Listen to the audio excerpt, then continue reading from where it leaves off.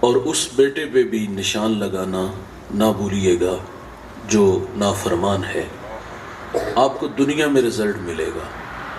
فرما بردار بیٹا جیے گا شان سے، مرے گا ایمان سے۔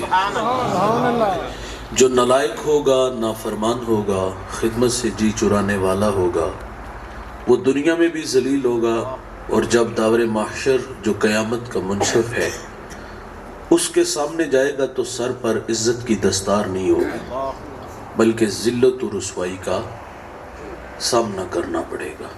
سیدھی سی بات ہے بھائی، عزت سے جینا ہے تو عزت کرو، اور اگر یہ ناراض چلے گئے تو عرش کا رحمان ہم سے ناراض ہو جائے گا۔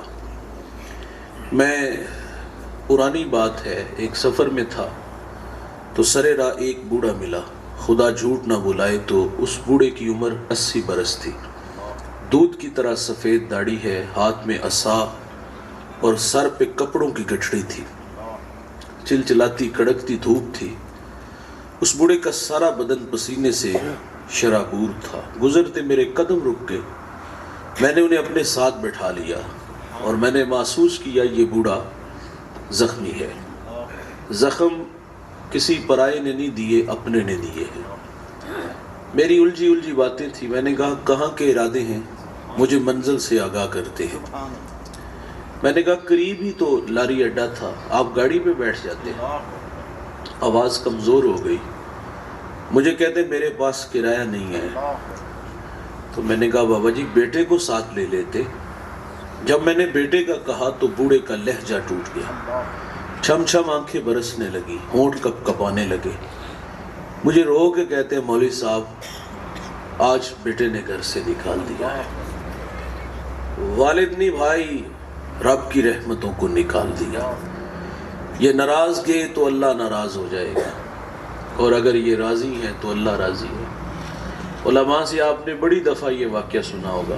موسیٰ علیہ السلام ایک دن اللہ سے عرض کرتے ہیں یا اللہ جنت میں میرا ہمسایہ کون ہوگا؟ تو فرمایا فلاں کسائی۔ آپ اس کا عمل ڈھونڈنے کے لیے اس کی دکان پہ آئے اور اپنے بارے میں خبر نہیں دی کہ میں اللہ کا نبی موسیٰ علیہ السلام ہوں۔ اس کے مہمان بنے اور پھر اس کے گھر تک آئے۔ اچھا جب یہ گھر داخل ہوئے تو ایسا نہیں ہوا کہ وہ جوان نظریں چرا کے پیچھے حجرے میں چلا گیا۔ عموماً جس طرح ہمارے رویے بوتل برگر چھپا کے لے جاتے۔ دیکھیے بھائی میں یہ نہیں کہتا کہ آپ بیوی کی خدمت نہ کرو، ضرور کرو، وہ آپ کی خاطر ہی تو ماں باپ بہن بھائی سہیلیاں چھوڑ کے آتی ہیں، اس کی خدمت آپ کے ہی کندھوں پہ ہے۔ لیکن میرا کہنا ہے بھائی جان جنہوں نے پالا پوسا جوان کیا، ہمیں یہاں تک لا کے کھڑا کیا، جو مقدم تھے، انتہائی معذرت سے کہوں گا ناراض نہ ہوئیے گا، ان سے 100 روپیہ چھپا کے لے جاتے ہوئے کیا ہمیں شرم نہیں آتی؟ اس کی حیثیت ہی کیا ہے یار۔ خیر موسیٰ علیہ السلام فرماتے ہیں ہم گھر میں داخل ہوئے تو میں نے کیا دیکھا، اس نے سب سے پہلے لکڑیاں جمع کی، پھر آگ جلائی، اس کے اوپر ہنڈیاں رکھی اور اپنے ہاتھوں سے کھانا بنایا۔ جب کھانا تیار ہوا تو ایک چارپائی پہ نحیف سی گڑیا تھی، اس کو اٹھایا اور نوالے توڑ توڑ کے اس کے منہ میں رکھے، عاشقوں کی طرح خدمت کرنے لگا۔ جب اس بوڑھی ماں نے کھانا کھا لیا تو وہ کچھ کہنے لگی، بڑبڑانے لگی۔ موسیٰ علیہ السلام فرماتے یہ کون ہے؟ تو اس نے کہا یہ میرے ماں جی ہیں۔ فرمایا یار یہ کچھ کہہ رہی ہیں، تو وہ زیر لب مسکرایا۔ وہ کہتا ہے ماں کہتی ہے اللہ جنت میں تمہیں موسیٰ علیہ السلام کا پڑوس عطا فرمائے، اور ساتھ ہی کہتا ہے تعجب سے کہ آپ بھی مجھے بتاؤ نا یار کہاں اللہ کے نبی موسیٰ علیہ السلام اور کہاں میں۔ یقین جانیے طبیعتوں میں نشہ پیدا ہو جاتا ہے، یعنی وہ جانتے ہی نہیں میرے پاس کون کھڑے ہیں، اور تعجب سے کہتا ہے بھائی آپ ہی بتاؤ نا کہاں اللہ کے نبی موسیٰ علیہ السلام اور کہاں میں۔ تو موسیٰ علیہ السلام فرماتے میں تیرے سامنے کھڑا ہوں۔ خدمت نبی سے ملا دیتی ہے بھائی، ان کی رضا میں ہی اللہ کی رضا ہے، ان کی قدر زندگی میں کرو بھائی جان۔ مرنے کے بعد ہم نے نالائق بیٹے دیکھے، وہ باقاعدہ فون کر رہے ہوتے ہیں مہنگے سے مہنگا پھل لانا ہے میری ماں کے ختم میں، میرے باپ کے ختم میں۔ بھائی جان تھوڑا سا دماغ پہ زور دو۔ 2 ماہ پہلے ہمیں ڈاکٹر نے کہا تھا بیمار ہیں، بوڑھے ہیں، نکاحت ہے، اچھی خوراک کی ضرورت ہے، انہیں اچھے پھل کھلایا کرو۔ وہاں تو شاپر چھپا کے لے جاتے تھے، اور آج چلے گئے ہیں تو آج مہنگے سے مہنگا پھل لے آئے ہو، زندگی میں کھلاؤ نا۔ مرنے کے بعد آدھی مسجد بھر دی، کیوں بھر دی آپ نے؟ اور ہم دیکھتے ہیں قبرستان جاتے ہیں جوتے اتار کے الٹے قدم پھر آتے ہیں۔ یاد کرو کبھی زندگی میں اس طرح ان کا ادب کیا تھا؟ ان کی قدر ان کی زندگی میں کرو۔ ماں باپ بہت بڑی دولت ہے بھائی، اور آپ بھی دیہات کے رہنے والے ہو، میرا بھی تعلق ایک دیہات سے ہی ہے۔ ہمارے دیہاتوں میں بوڑ کے درخت لگے ہوتے ہیں، یہ ہمارے داروں میں ڈیروں پہ لگے ہوتے ہیں۔ اس کا سایہ بڑا گنا ہوتا ہے، سردیوں میں ٹھنڈا ہوتا ہے، گرم ہوتا ہے، اور گرمیوں میں ٹھنڈا ہوتا ہے۔ نیچے بیٹھنے والے آسودگی محسوس کرتے ہیں، لیکن یہ احساس شاید کہ ہمیں نہیں ہوتا کہ اس درخت نے اپنے اوپر دھوپ کتنی برداشت کی ہے، کتنی دھوپ برداشت کر کے ہمیں ٹھنڈا سایہ دیا۔ قدر نعمت زوال نعمت کے بعد ہوتی ہے۔ اس درخت کی قدر بھائی جان اس وقت ہوتی جب وہ کاٹ لیا جائے، ہٹا لیا جائے۔ مجھے بتائیے گا جوانو، جہاں کبھی وہ شجر تھا جس کی ٹھنڈی چھاؤں میں آپ بیٹھتے تھے، اگر وہ کاٹ لیا جائے، میں ماں باپ کو مثال بوڑ کے درخت کے ساتھ دیتا ہوں، میں کہتا ہوں مجھے بتاؤ جہاں کبھی شجر تھا، لائٹ چلی جائے، 4 پائی اٹھا کے اس کے نیچے آؤ، آسودگی ملے گی؟ آپ دیوار کا سایہ ڈھونڈو گے، آسودگی نہیں ملے گی۔ اور بھائی جان یہ ماں باپ بھی بوڑ کے درخت کی طرح ہوتے ہیں، سارے زمانے کے دکھ، آزمائشیں، تکلیفیں اپنے اوپر لے لیتے ہیں، لیکن اپنی اولاد کو تتی ہوا نہیں لگنے دیتے۔ میں رات کا مسافر ہوں، اکثر لیٹ کر جاتا ہوں، جب بھی کسی بڑے شہر سے گزر ہوتا ہے تو دیکھتا ہوں رات 2-3 بجے لوگ فیکٹریوں سے کام سے فارغ ہو کے گھروں کی طرف جا رہے ہوتے ہیں، بوڑھے بھی ہوتے ہیں، جوان بھی ہوتے ہیں۔ جوانوں کو دیکھ کے تعجب نہیں ہوتا، بات سمجھ میں آتی ہے کہ ان کے خواب سپنے ہیں۔ یہ خانے وال کا امیر ترین شخص بننے کا خواب رکھتا ہے، ہمسائے کے گھر سے بڑا گھر چاہتا ہے، اس کے گھر میں کھڑی گاڑی سے بڑی گاڑی چاہتا ہے، تو اس لیے جان جوکھوں میں ڈالی، اس لیے پردیس کے دھکے بھی کھانے پڑے۔ بھائی جان دیہات کا، شہر کا امیر ترین شخص بننے کا خواب رکھنے والا 18 گھنٹے کام کرتا ہے، بات سمجھ میں آتی ہے۔ تعجب بوڑھے کو دیکھ کے ہوتا ہے کہ یہ وقت آرام کا تھا، خدمت کروانے کا تھا نا۔ یہ تو گھر سے سائیکل پہ نکلتا ہے تو 10 جگہ پہ یہ سانس لیتا ہے اور پھر فیکٹری تک پہنچتا ہے۔ کیا مصیبت پڑی ہے فیکٹری میں 18 گھنٹے کام کرنے کی۔ یہ احساس کبھی کبھی روکتا ہے، یار پیٹ نہیں لگا، اس کے بھی تو تقاضے ہیں، اس کی بھی تو آگ بجھانی ہے، شاید کہ پیٹ کے لیے یہ بوڑھا اتنی محنت کر رہا ہے۔ لیکن جب عمر دیکھتا ہوں منہ میں دانت نہیں، انواع و اقسام کے کھانے پھل نہیں کھا سکتا، اپنی ذات پہ کیا خرچ کرتا ہوگا؟ چائے رس، رات کو دلیا۔ اپنی ذات پہ 50 روپے خرچ کرنے والا فیکٹری میں 18 گھنٹے کام کیوں کرتا ہے؟ میں والدین کی عظمت کو سلام پیش کرتا ہوں۔ یار ان کے پیش نظر ہوتا ہے پہلے بچے چھوٹے تھے، اسکول پڑھتے تھے، اب بڑے ہو گئے ہیں، کالج یونیورسٹیوں میں پڑھتے ہیں، اور اب تعلیمی اخراجات بڑھ گئے، اور انہیں پورا کرنے کے لیے ہمارا بوڑھا باپ فیکٹری میں 18 گھنٹے کام کر رہا ہے، مستری کے پیچھے دبڑا اٹھا رہا ہے، اور ہماری بوڑھی ماں گھر میں سلائی مشین چلا رہی ہے، نظر والی اینک بھی لگ گئی۔ یار ہمارے پڑوس میں سیالکوٹ ہے، وہاں فٹ بال بنتے ہیں تو وہ گھروں میں لے آتی ہیں، ہماری مائیں وہ فٹ بال سیتی ہیں، کئی بار ہاتھ بھی زخمی ہو جاتے ہیں۔ یار شہر میں آ کے پڑھنے والوں بھول گئے ہو کس کی ماں نے کتنا زیور بیچا ہے۔ یار ہمیں بڑا دیکھنے کے لیے یہ بوڑھے ہارتے رہے۔ اچھا ان کے پیش نظر یہ بھی ہوتا ہے کہ ہم پڑھے لکھے نہیں، چلو ہمارے بچے کل کو ہماری جگہ پہ نہ آ کے کھڑا ہوں۔ ہمیں بڑا دیکھنے کے لیے یہ بوڑھے ہارتے رہے، جان جوکھوں میں ڈالتے رہے، پردیس کے دھکے بھی کھانے پڑے تو دھکے بھی کھائے۔ 8 سے 18 گھنٹے فیکٹریوں میں کام کیا، مستری کے پیچھے دابڑے اٹھائے، اور اتنی محنت اس لیے کی کہ کل کو یہ بڑے ہوں، کل کو ہماری جگہ پہ نہ آ کے کھڑا ہوں۔ انتہائی معذرت سے دوست ناراض نہ ہوئیے گا، یہ خواب دیکھنے والے اور خواب توڑنے والے کون ہیں؟ انہوں نے جان جوکھوں میں ڈالی، ہمیں بڑا دیکھنے کے لیے اتنی تکلیفیں برداشت کی، اور جب ہم بڑے ہوئے تو ماں باپ چھوٹے ہو جاتے ہیں۔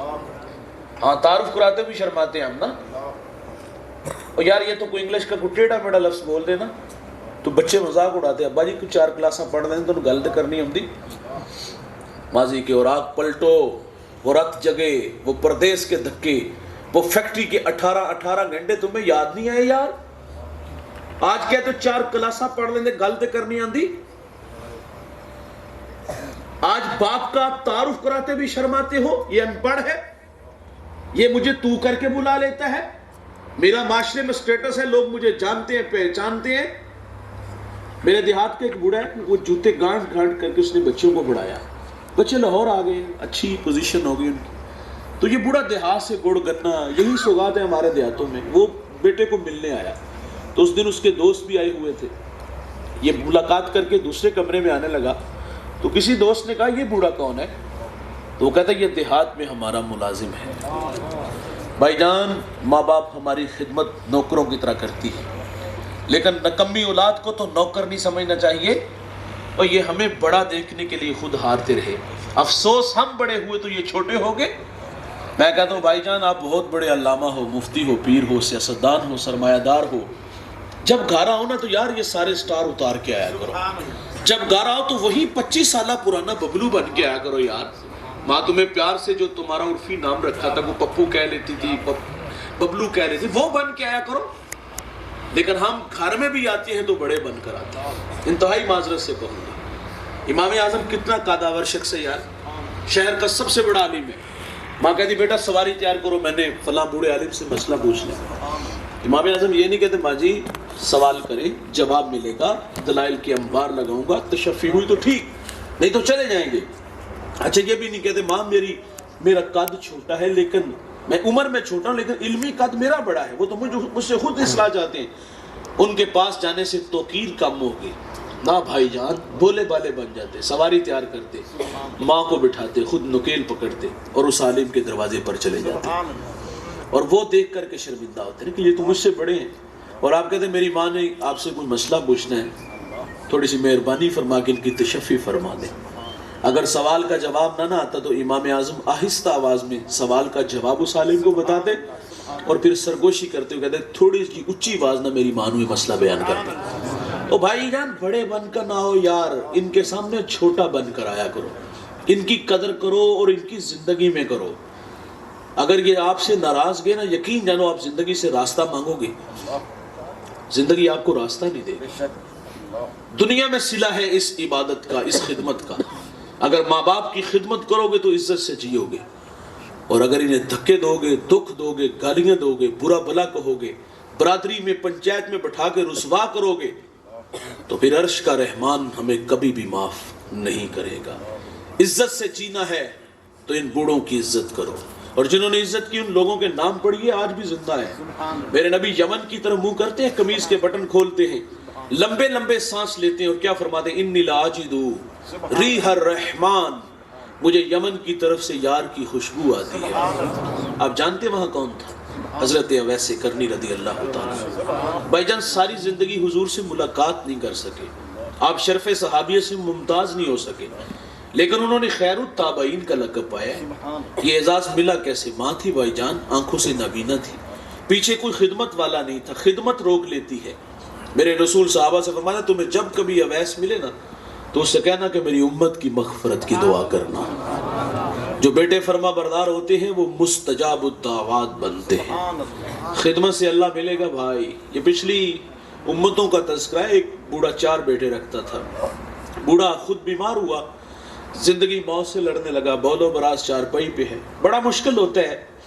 ایک تو بڑھاپا امتحان ہوتا ہے، اور پھر بڑھاپا ساتھ بیماریاں بھی لے آتا ہے، اور جب بیماریاں آتی ہیں تو پھر بستر علالت پہ جب بندہ گرتا ہے تو پھر اولاد کے لیے یہ آزمائش والا مرحلہ ہوتا ہے۔ ویسے تو اولاد والدین سے اتنی دیر تک رابطے میں رہتی ہے جب تک ان سے اپنی ضروریات پوری کرتے ہیں، اور جب ہم خود کفیل ہوتے ہیں، کمانے کے قابل ہوتے ہیں، پر پرزے نکالتے ہیں، تو پھر ماں باپ کے ساتھ ہمارا رابطہ جو تھوڑا سا تھا وہ بھی ختم ہو جاتا ہے۔ اور یار پھر ماں باپ بڑھاپا ہو، کمانے کے قابل بھی نہ ہو، اور بیماری پھر آ گھیر لے، بستر علالت پہ آ گھیرے، تو کتنا مشکل ہے۔ تو وہ بوڑھا 4 بیٹے رکھتا تھا، بیمار ہو گیا، اور اب خدمت پہ ہر کوئی جی چرانے لگا۔ چھوٹا تھا وہ، فرما بردار تھا، اس نے بھائیوں کو جمع کیا کہا یار ایک عجیب سی بات اور عجیب سا فیصلہ ہے اور آج ہم یہاں باہم مل کے یہ فیصلہ کریں گے. کہا کیا ہے فیصلہ؟ کہا اگر باپ کی خدمت میں کروں تو وراثت سے مجھے کچھ نہیں ملے گا، اور اگر آپ کرو گے تو آپ کو نہیں ملے گا. اب آپ کی مرضی ہے، وراثت لے لو یا ابا لے لو. آج کے اس معاشرے میں یہ سوال آپ کو کہیں سے ملے گا کہ کوئی کہے مجھے ابو دے دو باقی سب کچھ لے لو، وہ کہتا سارا کچھ دے دے انہوں نال لے جا. یہ ہمارے مزاج ہیں. وہ تینوں نے نظریں ملائی، دولت کے بھوکے تھے، دولت لے اڑے، اور اس کی آرزو تھی کہ میں اپنے والد کی خدمت کروں. اس نے تا دم آخر جب تک باپ زندہ رہا بڑی خدمت کی، عاشقوں کی طرح خدمت کی. جب والد دنیا سے جانے لگا تو والد راضی تھا. ہمارے دیہاتوں میں جب ہمارے بوڑھے راضی ہوتے ہیں تو ہم ایک جملہ بولتے ہیں، اور میں کہتا ہوں بھائی اپنی زندگی میں ضرور کہلوا کے جائیے گا. یقین جانی اتنا خوبصورت جملہ ہے، زندگی میں نشہ نہیں اترتا. ہمارے بوڑھے راضی ہوتے ہیں، اور میں نے یہ کم بوڑھوں سے یہ جملہ سنا ہوا ہے. وہ کہتے ہیں جب بیٹے سے راضی ہوتے تو کہتے جا پتر تینوں ستئی خیرہ. بھائی جان زندگی میں یہ جملہ کہلوا کے ضرور جائیے گا اپنے عمل اور اپنے رویے سے. وہ بوڑھا اس حال میں دنیا سے گیا کہ بیٹے میں راضی تھا. میرے رسول کا فرمان جس کا باپ راضی اس کا اللہ راضی. غربت کی لکیر پہ کھڑا ہے بھائی جان، معیشت تو ہے ہی کچھ نہیں پاس، سوائے باپ کے کچھ بھی نہیں تھا. اور اب ایک شخص سویا، خواب میں ایک اللہ والا ملا. کہا بیٹا فلاں درخت کے نیچے 100 درہم پڑا ہے، اٹھاؤ لے آؤ. کہا برکت ہے؟ کہا برکت نہیں ہے، کیونکہ کثرت اور برکت میں فرق ہے. کثرت اور ہے، برکت. دوسرے دن پھر ملے. کہا بیٹا وہاں 10 درہم پڑے ہیں. کہا برکت؟ کہا نہیں. تیسرے دن پھر ملے. کہا وہاں 1 درہم پڑا ہے. کہا برکت؟ کہا ہاں اس میں ہے. وہاں گئے، 1 درہم پڑا تھا، اٹھایا، بازار چلے گئے. دکاندار آواز دے رہا تھا 1 درہم میں 2 مچھلیاں گھر لایا، پیٹ چاک کیے، 2 موتی نکلے. موتی لے کے بازار آیا، سونار کو دکھایا. آج تو دا لگا لیتے ہیں، وہ اچھا زمانہ تھا، دا نہیں لگاتے تھے. اس نے کہا یہ تو بڑا ہی قیمتی ہے. بات سے وقت تک پہنچی. اس نے جواہری بلائے. اس نے 1 موتی کی قیمت کیا لگائی ان جواہریوں نے؟ 30 خچر ان پہ جتنا سونا لاد لیا جائے. وہ سونا لے کے گھر آیا. بادشاہ نے دوبارہ بلایا. کہا اور موتی ہے؟ کہا ہاں ہے. کہا بیچتے ہو؟ کہا ہاں میں بیچتا ہوں. کہا ریٹ وہی دوں؟ کہا نہیں اب ریٹ بدل گیا، اب میری مرضی کا ریٹ ہوگا. کہا کیا مانگتے ہو؟ کہا اب ڈبل لوں گا. اس نے 60 خچر سونا لاد کے دے دیا. اس شہر کا بادشاہ کے بعد سب سے امیر شخص ٹھہرا. جوانوں کون؟ جس نے اپنے باپ کی خدمت کی. بھائی جان یہ دولت ہی سب کچھ نہیں ہوتی جس کے پیچھے ہم بھائی کا گلا کاٹ دیتے ہیں.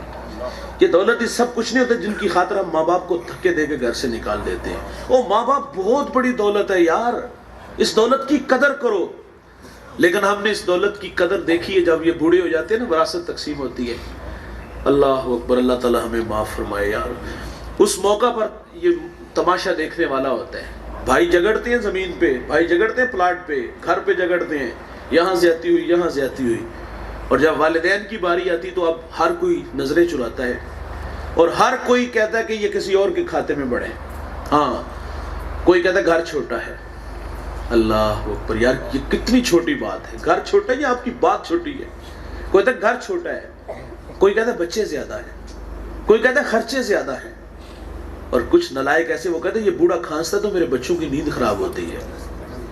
مقافات عمل ہے جوانوں، آج ماں باپ کے ساتھ یہ رویہ ہوگا تو کل جن کی خاطر آپ نے ماں باپ کو نظر انداز کیا، یہی بچے آپ کو نظر انداز کریں، یہی آپ کو دھکے دیں گے، یہی آپ کو گھر سے باہر پھینکیں گے. تو ماں باپ کی قدر کرو یار، ان کی زندگی میں کرو. اور جنہوں نے زندگی میں کی، عرش کے مالک نے انہیں بڑی عزتوں سے نوازا ہے. میرے رسول کا فرمان ہے الا انبئکم باکبر الکبائر. فرمایا صحابہ میں تمہیں بڑے بڑے گناہوں کی خبر نہ دوں؟ عرض کیا کہ ارشاد فرمائیے. فرمایا الاشراک باللہ، اللہ کے ساتھ کسی کو شریک ٹھہرانا، وعقوق الوالدین، والدین کی نافرمانی کرنا، وقول الزور، جھوٹی گواہی دینا. بڑے گناہوں میں ایک گناہ جوانوں ماں باپ کی نافرمانی ہے. ترمذی کی روایت، ابو ہریرہ راوی ہیں، باب الفت میں یہ روایت موجود ہے. میرے نبی فرماتے جب میری امت میں 15 بری خصلتیں آ جائیں گی، ریحان حمراء، امت انتظار کرے سرخ آندھیوں کا، وزلزلۃ، زلزلوں کا، انہیں زمین میں دنسا دیا جائے گا اور آسمان سے بھی تابڑ توڑ حملے ہوں گے. وہ 15 بری خصلتیں کون کون سی ہیں؟ عزت تؤخذ الفیء دولا. فرمایا جب حکمران طبقہ سرکاری خزانے کو دونوں ہاتھوں سے لوٹنا شروع کر دے گا. والامانۃ مغنما، جس کے پاس امانت رکھی جائے گی ذاتی مال سمجھ کے ہڑپ کر جائے گا. بس زکات مغرمن، مالدار لوگ زکات دینا چھوڑ دیں گے. وَتُعَلِّمُ لِغَيْرِ الدِّينِ، علماء دین دنیا کے طلبگار بن جائیں گے. وَأَطَاعَ رَجُلُ امْرَأَتَهُ، آدمی بیویوں کے فرما بردار ہوں گے. وَأَكَّ أُمُّهُ، ماؤں کے نافرمان ہو جائیں گے. وَأَدْنَى صَدِيقَهُ، دوست کے ساتھ حسن سلوک سے پیش آئیں گے. وَأَقْصَى أَبَاهُ، باپ کے ساتھ بد سلوک کی کریں گے. وَشُرِبَتِ الْخُمُورُ، شراب عام ہوں گے. اس امت کا اول آخر پہ لان تان کرے گا. تو پھر کیا ہوگا؟ سرخ آندیاں آئیں گی. پھر کیا ہوگا؟ زلزلے آئیں گے. پھر کیا ہوگا؟ زمین میں دنسا دیا جائے گا. پھر کیا ہوگا؟ آسمان سے جالا باری ہوگی. کب جوانوں؟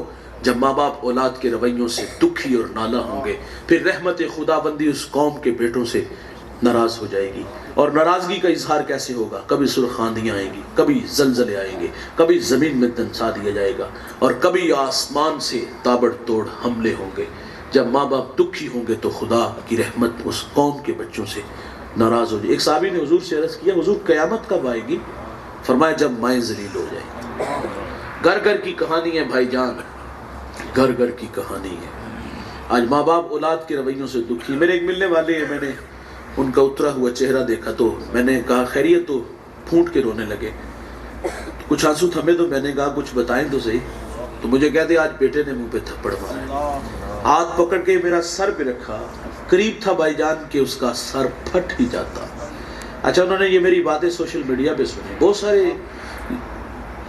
لوگ بیٹھے ہوئے تھے. اس نے مجھے وہ کہتی، میں نے پھر ان کو دوبارہ جب ملاقات ہوئی ایک دو ہفتے بعد، تو میں نے انہیں آپ دیدہ دیکھا. میں نے کہا ظالم نے پھر تو نہیں مارا؟ کہا اس نے کچھ نہیں کہا، تو نے دکھی کیا. میں نے کہا میں نے آپ کو کیا کہا؟ کہا تیری یہ باتیں میں نے سنی ہیں، تیرے سامنے بہت سارے لوگ تھے بیٹھے ہوئے تھے. میرا دل ڈوبنے لگا، خوف کھانے لگا. اتنے لوگوں میں سے کسی نے میرے بیٹے کو بد دعا نہ دی ہو. میں نے کہا ظالم تو تھپڑ مارتا ہے اور وہ تیری زندگی کی بھیک مانگتی ہے. بھائی جان بہت بڑی دولت ہے، واللہ یہ نہیں آئیں گے دوبارہ. ہیں تو قدر کرو یار.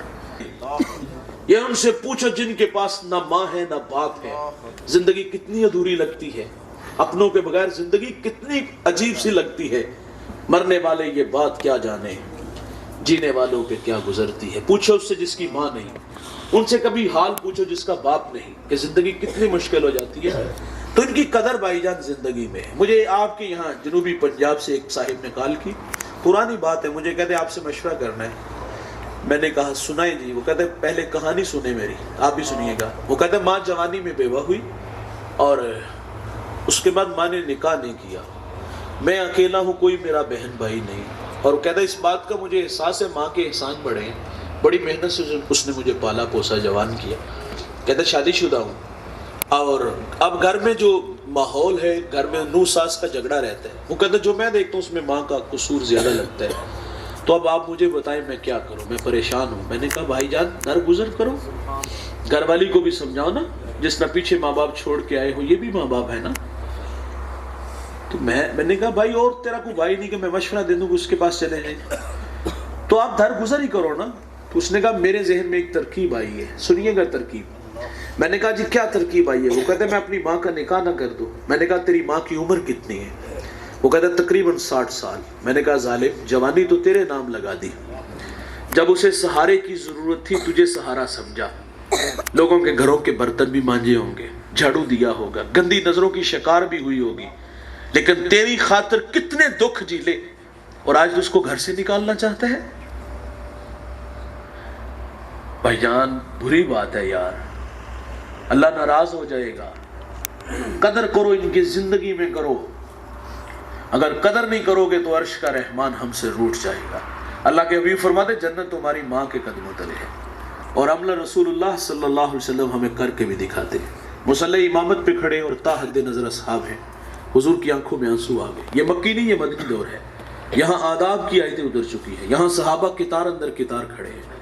بھائی جان مثال سے عرض کروں گا، جس نے دکھوں کا دور دیکھا ہو نا، خوشحالی آئے تو انسان آرزو ضرور کرتا ہے کہ کاش کہ آج میرے ماں باپ زندہ ہوتے. میرے ایک دوست نے گاڑی لی، میں نے مبارکباد دی تو بے اختیار آنکھوں میں آنسو تھے. میں نے کہا خوشی کے ہیں یا ماضی کی تلخیاں؟ تو مجھے کہتے ایک زمانہ تھا ماں بیمار ہو گئی اور میرے پاس اتنے پیسے نہیں تھے کہ میں ماں کو گاڑی پہ بٹھا کے ہاسپٹل لے جاتا. وہ کہتا ماں کو گدھا گاڑی پہ بٹھایا اور ماں راستے میں ہی زندگی کی بازی ہار گئی. وہ کہتا ہے سب کچھ ہے، ماں نہیں ہے. بڑا یاد آتے ہیں یار جب یہ چلے جاتے ہیں۔ فطرت ہے نا انسان کی، خوشحالی ہے تو آرزو کرتا ہے۔ ہمارے تقریباً ماضی ملتے جلتے ہیں، اگر ہم اوراق پلٹے اور جہاں کہیں 10 آدمی بیٹھے تو ماضی کی کہانیاں لے کے بیٹھے تو ہماری ملتی جلتی ہوتی ہیں۔ ہم کہتے یار کبھی اچار سے روٹی کھاتے تھے، ایک وقت کا ہوتا تھا ایک وقت کا ہوتا نہیں تھا۔ ہمارے دیہاتوں میں تو وہ لسی میں نمک مرچ ڈال کر کے بھگو کر کے اس سے روٹی کھا لیتے تھے۔ ہاں تو آج دسترخوان پہ اتنا کچھ ہے، انواع و اقسام کے کھانے پھالے ہیں، انسان کہتے کاش کہ آج ماں باپ ہوتے۔ کبھی کو گلی محلے میں نہیں جانتا تھا، رشتہ دار ہی نہیں پہچانتے تھے یار، اور آج پوری دنیا میں شہرت ہے۔ کاش کے ماں باپ ہوتے۔ کبھی پاس سائیکل نہیں تھا بھائی، مانگنے جاتے تو وہ بھی نہیں دیتا تھا، اگر ٹوٹ گیا خراب ہو گئے تو کہاں سے خرچ کرے گا۔ کبھی سائیکل نہیں تھا، جہازوں کے سفر ہے، تو انسان ڈھونڈتا ہے کاش کے ماں باپ ہوتے۔ انسانی فطرت ہے بھائی، خوشحالی آئے تو انسان آرزو ضرور کرتا ہے۔ میرے نبی کی آنکھوں میں آنسو ہے، ماں یاد آ گئی۔ ماں کب بچھڑی تھی میرے نبی کی؟ جب حضور کی عمر 6 سال تھی، اور ابوا نامی گمنام بستی آئی۔ اب وہ گمنام نہیں کیونکہ اس کو نسبت سیدہ آمنہ سے ہے۔ آپ وہاں آ کر کے رک گئے، آپ رک جاتی ہیں، بخار نے یہاں گھیر لیا اور آپ جان گئی کہ یہ بخار جان لے لے گا۔ وقت رخصت ام ایمن سے کہا کہ میرے بیٹے کو باحفاظت عبد المطلب تک پہنچا دینا، اور پھر حضور کو پاس بلایا۔ ادھر بچپنے کی معصومیت، پیشانی میں نبوت کا نور، ماں بیٹے میں کھپ سی جاتی ہے۔ دو ایک باتیں کی، پھر ہمیشہ کے لیے پہاڑوں میں خاموش ہو جاتی ہے، سو جاتی ہے۔ کہتی بیٹا کلو حی میت کلو جدید بال کلو کبیر یفنی وانا میتۃ وذکر باق وولدت طہرا۔ کہا بیٹا ہر نئی چیز نے پرانا، ہر باقی نے فنا ہو جانا ہے۔ فرمایا بیٹا میں بھی جا رہی ہوں، سنو ذکر باقی رہے گا۔ فرمایا اس لیے کہ میں تیرے جیسا سونا محمد چھوڑ کے جا رہی ہوں۔ سانسوں کی مالا ٹوٹ جاتی ہے بھائی جان، موتی فضا میں بکھر گئے، ماں سے لپٹ کے روئے، ننھے ننھے ہاتھوں سے کالے پتھروں کی قبر بنائی، آنسوں کا چھڑکاؤ کیا۔ جہاں تک ماں نظر آئی پلٹ پلٹ کے ان کالے پتھروں والی قبر کو دیکھتے ہیں۔ میں 2 دفعہ سیدہ آمنہ کے مزار پہ گیا ہوں۔